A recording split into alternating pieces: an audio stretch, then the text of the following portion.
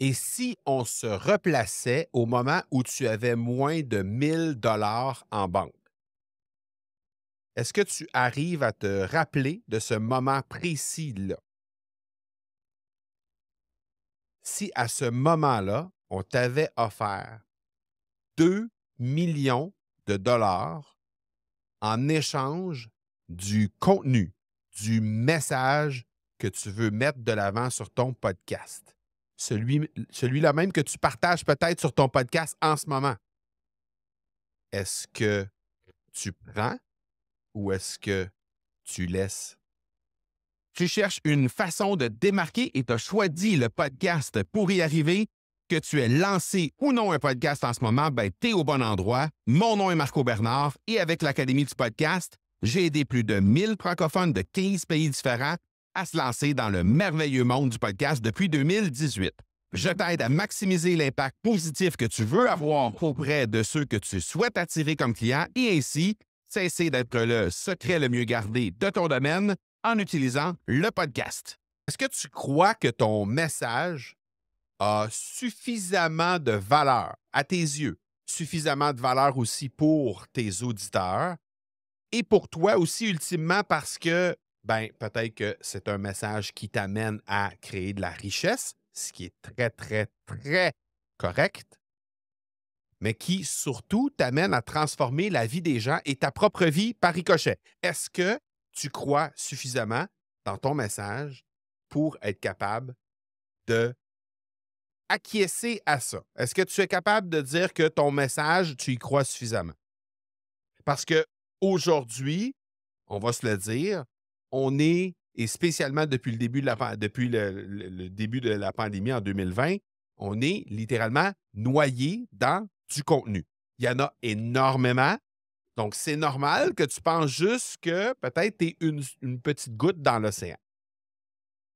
Mais en réalité, quand tu te mets à juste penser un peu à qu'est-ce que tu représentes pour les gens qui sont dans ton réseau ou pour les gens qui potentiellement veulent venir t'écouter parce que peut-être que tu n'animes pas de podcast présentement.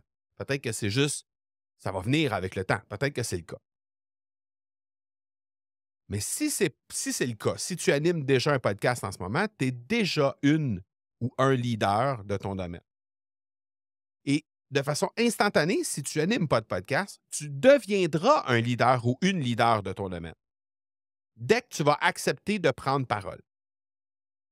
Et croire en son message, ben, c'est ce qui compte par-dessus tout. Parce que à partir du moment où tu crois dans ton message, ben, le reste va suivre inévitablement. Et l'histoire que je t'ai racontée dès le départ et le lien que je veux faire avec le titre de cet épisode-ci, qui est Crois-tu assez en ton message pour refuser 2 millions de dollars pour celui-ci? Ben, c'est une histoire vraie. C'est l'histoire de quelqu'un qui était littéralement dans la dèche, était littéralement en train de se poser la question comment il allait faire en sorte pour payer son loyer, payer son épicerie le mois en cours. Et c'est l'histoire de quelqu'un qui, en guise de réponse à cette urgence-là de trouver une façon de payer le loyer, de payer l'épicerie, s'est tourné vers une machine à écrire pour écrire un script en 3 jours. Et ce script de film-là, est devenu quelque chose d'extrêmement puissant. Le script en question provenait d'une histoire qu'il avait vue à la télé aux actualités.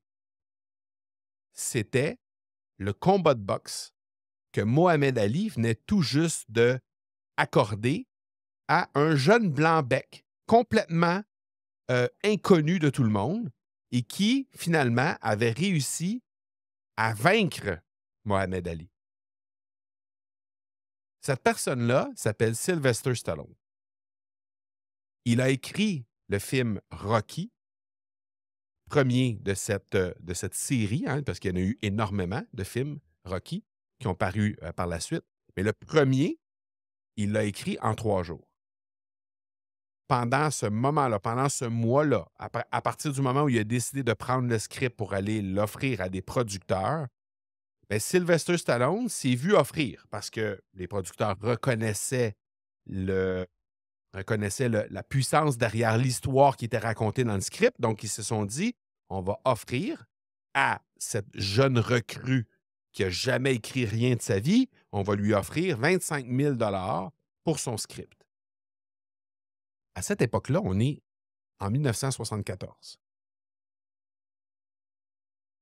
Sylvester Stallone était évidemment très, très intéressé par le 25 000 parce qu'à l'époque, en 1974, il avait littéralement 106 sur son compte en banque. Il n'avait absolument rien de prévu sur l'horaire dans les prochaines semaines. Pas d'emploi, puisqu'il était comédien. Pas d'emploi à ce moment-là. Donc, il se posait la question comment il allait être capable de payer son épicerie et son loyer à la fin du mois. Alors, il s'est fait offrir 25 000 mais c'était pour le script seulement. Et les producteurs lui ont fait savoir à l'époque qu'il devait leur remettre le script et il n'allait pas participer au film. Sylvester Stallone était convaincu qu'il était la bonne personne pour tenir la tête d'affiche dans ce film-là, même s'il avait à peu près jamais fait de film avant. Les seuls films qu'il avait fait, c'était des films porno et quelques petits films, quelques petits caméos ici et là. Malgré tout ça, il tenait à avoir le rôle principal de ce film-là. Alors, les producteurs ont dit, on a des candidats pour le rôle principal. Ces candidats-là, entre autres, étaient Burt Reynolds, qui est très, très, très connu, et Robert Redford. Ces gens-là avaient accepté de venir passer l'audition pour tenir le rôle de Rocky. Alors, ils ont bonifié l'offre offerte à Sylvester Stallone pour son script et pour l'évincer, l'écarter de la production du film. Ils ont bonifié l'offre jusqu'à 330 000 Et pourtant, Sylvester Stallone a toujours refusé. Peu importe la surenchère qui était mise à chaque fois, refusait systématiquement si lui ne faisait pas partie de la production, s'il ne faisait pas partie de la distribution étant le rôle principal. Alors, ce que les producteurs ont décidé de faire, c'est qu'ils ont dit « OK, parfait, c'est bon. Alors, on accepte que tu sois le rôle principal du film. Par contre, voici ce qu'on a à t'offrir. On va t'offrir un salaire de 600 $ par semaine pendant la durée du tournage du film. On va t'offrir 20 000 $ pour avoir fait le script du film. Et on va t'offrir un contrat que tu vas devoir signer et qui va être hyper strict. Et le but de tout ça, c'était qu'il y ait une clause à quelque part à un moment donné dans le contrat que Stallone n'allait pas réussir à respecter pour l'évincer et finalement être capable d'amener Reynolds ou Redford pour être capable de tenir le premier rôle de ce film-là. Alors, tout était contre Sylvester Stallone. Au final, les producteurs lui ont donné, comble du projet, lui ont donné un maigre 1 million de dollars pour faire le film, alors qu'à l'époque, la moyenne des films était autour de 15 millions de dollars. 1 million de dollars, c'était ce qui donnait pour une campagne de publicité, par exemple, pour du parfum. Pour tourner une campagne de parfum, c'était ça. Hein? Les grandes firmes de parfums de ce monde, là, lorsqu'ils tournaient des publicités, bien, il y avait un budget de 1 million de dollars. Et lui, il a dû tourner, il a dû réaliser ce film-là avec 1 million de dollars seulement en budget. Lui, ce qu'il se disait dans ses moments de doute, c'est qu'il ne voulait pas que dans le futur, tous les jeunes qui voulaient percer, tous les jeunes qui avaient des idées comme lui avait eu et qui croyaient littéralement dans leur projet, que tous ces jeunes-là ne se fassent pas dire par des producteurs à qui ils présentaient leur projet, est-ce que tu vas faire un Stallone de toi-même parce qu'il allait représenter la déchéance d'un projet. Il allait représenter l'échec d'un projet. Donc, lui, c'est ce qui le motivait à rester focus, à respecter chaque clause de son contrat. Notamment, une des clauses du contrat, c'était de devoir se brosser les dents chaque jour. Donc, s'il arrivait sur le plateau sans s'être brossé les dents, il pouvait se faire évincer du film. C'est fou, là. Et aujourd'hui, ben, on peut juste s'incliner, en fait, devant ce qui est devenu la franchise de Rocky et de Creed, parce que Creed a suivi pas longtemps après. On peut juste s'incliner de ça. On s'entend, là, aujourd'hui, la valeur de cette franchise-là, c'est plusieurs milliards de dollars. OK? Au box-office seulement, la franchise Rocky a réussi à générer 1,8 milliard de dollars juste au box-office. On ne parle même pas des produits dérivés, on ne parle pas des DVD, on parle de rien d'autre. Juste au box-office, 1,8 milliard de dollars. Tout ça à partir d'un script qui a été écrit pendant 3 jours et pour lequel Sylvester Stallone a refusé 330 000 parce qu'il voulait absolument être là, participer dans ce, ce film-là, parce qu'il y croyait par-dessus tout. Juste pour mettre les choses en perspective, si on regarde les films depuis l'année 2015, OK? Si je te nomme les films qui ont été les plus populaires en 2015, c'était Star Wars, Le Réveil de la Force. En 2016, c'était Captain America, Civil War. En 2017, c'était l'autre Star Wars, Les Derniers Jedi. Ensuite, il y a eu les Avengers, Infinity War, et il y a eu les Avengers en 2019, Endgame. Ces 5 films-là ont un ratio budget dépensé et budget et recettes générées de respectivement 8,4 pour un, 4,6 pour un, 4,2 pour un, 6,4 pour un et 7,9 pour un. Le film Rocky, avec son million de dollars de budget, a réussi à générer au box-office 225 millions de dollars en 1976 et 77. C'est du 225 pour 1. Si on compare à celui dans les 5 dernières années qui a généré le meilleur ratio, c'est Star Wars, Le Réveil de la Force en 2015, avec 8,4 pour 1. C'est fou, là. Donc, si tu fais juste essayer de penser à quel point Stallone jouait gros, mais à la fois a énormément récolté de ça, simplement parce qu'il croyait dans son contenu, c'est absolument incroyable. Donc, moi, ce que j'ai appris de ça, ce que j'ai appris de cette chose-là, en fait, il y a même des statistiques absolument fabuleuses qui ont été mises de l'avant et que j'ai appris à découvrir par rapport à ce projet-là. Notamment, la première chose, c'est que Stallone a, je l'ai dit, refusé jusqu'à plus de 300 000 pour son script. C'est un montant absolument incroyable pour quelqu'un qui était c'est pas peu dire, en difficulté financière à ce moment. Stallone a essuyé le refus, non pas le reflux, mais le refus de plus de 1500 agents avant de réussir. 1500 agents avant de réussir. C'est fou quand même. Au box-office, on l'a mentionné, 225 pour 1, le résultat, le ratio qu'on a pu générer avec Rocky. Et ultimement, Rocky a eu l'Oscar du meilleur film en 1977 et a réussi à aller chercher 3 Oscars également. Tout ça à partir d'un film qui était à petit budget, 1 million de dollars, avec un acteur qui n'avait jamais fait de grande production et qui s'est obstiné jusqu'au bout pour être capable d'être là. Donc, moi, ce que je vois là-dedans, c'est d'avoir la possibilité d'avoir des croyances qui sont visionnaires, de croire fermement dans ton message qui est unique, même si d'autres ne le reconnaissent peut-être pas maintenant.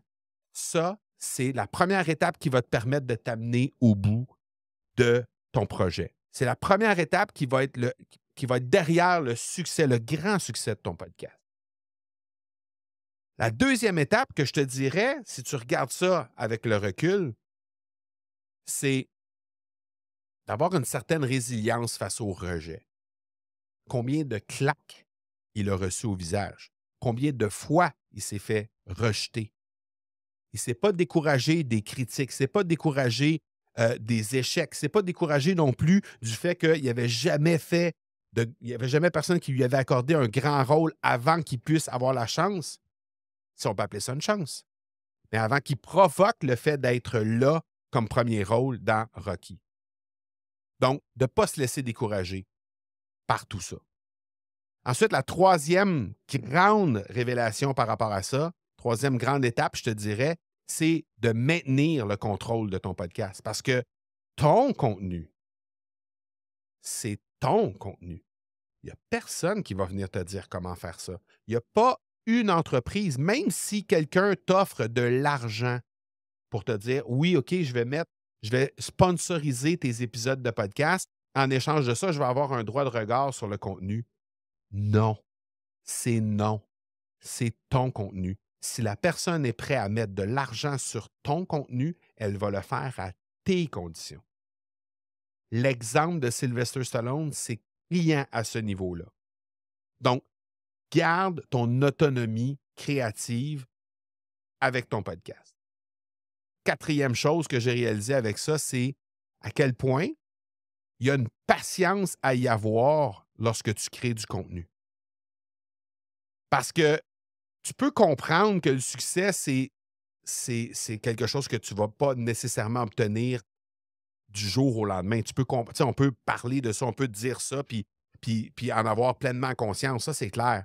Mais de comprendre que ce succès-là, c'est un marathon, ce n'est pas un sprint, et de faire en sorte d'être patient, d'être constant dans tes efforts, d'être constant dans ta création de contenu, et que, ultimement, c'est ce qui va payer, c'est ce qui va faire que tu vas avoir réellement du résultat et de l'assimiler, ça. C'est primordial. Donc, la patience stratégique derrière, c'est quelque chose qui va t'amener au succès. Et la cinquième chose, c'est cette espèce de persévérance-là que lui a mis de l'avant, qui était, en tout cas, de notre point de vue, inébranlable. Et si je te parle de ça aujourd'hui, c'est que j'ai redécouvert Sylvester Stallone sur les plages du Mexique il y a quelques semaines. Je t'en ai parlé la semaine dernière quand je t'ai parlé des différentes prises de conscience que j'ai fait sur mon année 2023, que j'avais eu la chance de participer dans un événement au Mexique et que j'avais pris quelques jours de congé avec ma femme sur les plages du Mexique. J'ai eu la chance de réaliser ça. À quel point la poursuite de notre passion, à quel point on a une passion dans la vie, même quand les temps sont durs, si tu continues de t'y accrocher, si tu continues d'être là, si tu continues de vouloir te battre pour ça, inévitablement, ton dévouement va finir par payer. Inévitablement, ça va finir par payer. Et ça, c'est quelque chose qui va te permettre d'avoir du succès avec ton podcast quand tu te mets à le faire, quand tu te mets à regarder vraiment ça de la bonne façon. Ça va faire en sorte que tu vas avoir du succès avec ton podcast. Si tu crois dans ton message, si tu es convaincu de pouvoir impacter le monde de façon positive, si tu sais qu'en toi, présentement, il y a un message qui est là, qui réside dans toi et qui va faire en sorte que tu vas pouvoir impacter les gens. Peut-être présentement, tu n'animes pas de podcast. Si c'est le cas, on a des outils pour toi pour t'aider à faire ça.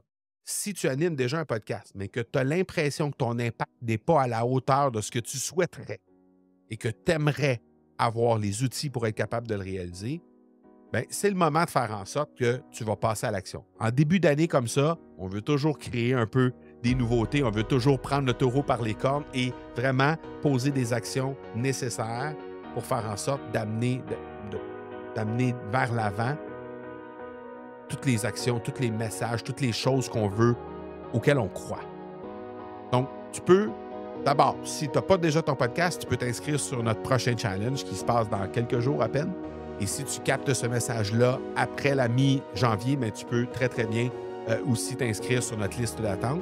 Donc ça, c'est disponible au academypodcast.com/challenge. Sinon, tu peux aussi, si tu animes déjà ton podcast et que tu veux augmenter l'impact, tu peux t'inscrire, juste visiter l'adresse suivante, le academypodcast.com/appel. Et ça va t'amener sur un court formulaire où tu vas nous donner un peu d'informations sur qu'est-ce que tu vis présentement et qu'est-ce que tu souhaites atteindre comme objectif. Et nous, on va rendre disponible quelqu'un de notre équipe pour être capable de t'aider à atteindre ces objectifs-là, à maximiser les résultats que tu veux obtenir avec ton podcast. Donc voilà pour aujourd'hui. Alors, si je te retourne encore une fois la question de départ, si je t'offrais 2 millions de dollars pour ton contenu, est-ce que tu crois encore assez à ton message pour être capable de dire non à ce montant d'argent-là et pouvoir générer les choses à ta façon à partir du message parce que tu sais que tu vas être capable d'impacter encore plus? Réfléchis. Tag-moi sur les réseaux sociaux si tu veux en discuter. Ça va me faire extrêmement plaisir. Prends une capture d'écran. Viens engager la discussion avec moi sur ce sujet-là précisément, sur le 2 millions de dollars. Je suis curieux de savoir si toi, de ton côté, tu dis oui ou tu dis non. On se parle la semaine prochaine. Ciao, ciao.